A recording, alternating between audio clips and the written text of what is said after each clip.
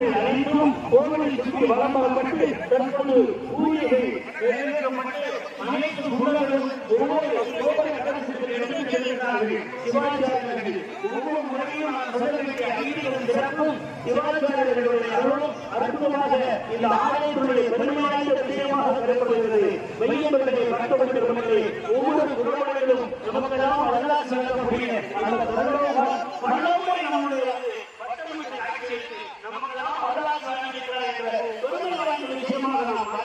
மூன்றாவது முறையாக காட்சி கொடுத்துக் கொண்டிருக்கிறார்.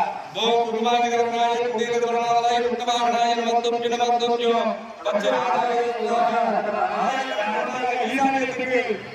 முறையாக காட்சி கொடுத்துக் கொண்டிருக்கிறார்.